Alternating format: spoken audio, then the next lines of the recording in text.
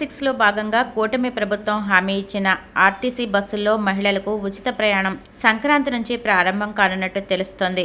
ఈ మేరకు ప్రభుత్వ విప్ గన్నవరం ఎమ్మెల్యే యార్లగడ్డ వెంకట్రావు సామాజిక మాధ్యమం వేదికగా మహిళలకు సంక్రాంతి నుంచి ఉచిత బస్సు ప్రయాణం కల్పిస్తామని ప్రకటించారు.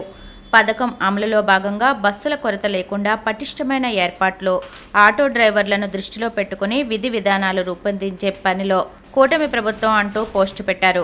ఈ పథకం వల్ల ఏపీఎస్ఆర్టీసీ నెలకు 250 కోట్ల వరకు భారం పడుతుందని ప్రాథమికంగా అంచనా వేశారు.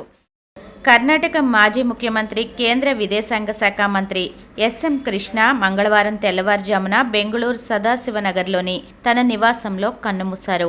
92 ఏళ్ల వయసు ఉన్న కృష్ణ వృద్ధాప్య సంబంధిత వ్యాధితో బాధపడుతూ చికిత్స నిమిత్తం తొలుత వైదేహి ఆసుపత్రిలో చేరారు. అనంతరం ఊపిరితిత్తుల ఇన్ఫెక్షన్ కారణంగా మణిపాల్ ఆసుపత్రికి తరలించారు. ఊపిరితిత్తుల ఇన్ఫెక్షన్ కారణంగా ఆయన శ్వాస తీసుకోవడంలో ఇబ్బంది పడ్డారు. దీంతో వైద్యులు ఆయన్ను ఐసీయూలో చేర్చి చికిత్స అందించారు. చికిత్స పొందుతూ తెల్లవారుజామున 2:30 కన్నుమూశారు.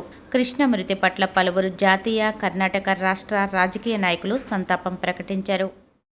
ఆదికవి నన్నయ్య యూనివర్సిటీలో తొలిసారిగా యూనివర్సిటీలో అథ్లెటిక్స్ ఛాంపియన్షిప్ పోటీలు నిర్వహిస్తున్నట్లు vice chancellor Y Srinivasarao, sports board కార్యదర్శి ఆచార్య జి సుధాకర్ వెల్లడించారు. దీనికి సంబంధించిన బ్రోచర్ను ఆయన విడుదల చేశారు.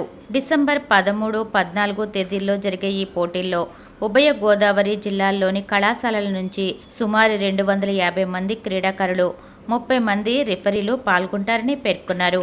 రన్నింగ్, జంపింగ్, థ్రోయింగ్ వంటి 3 విభాగాల్లో మొత్తం 24 ఈవెంట్లలో పురుషులు, మహిళలకు ఈ పోటీలు నిర్వహించనున్నామని తెలిపారు.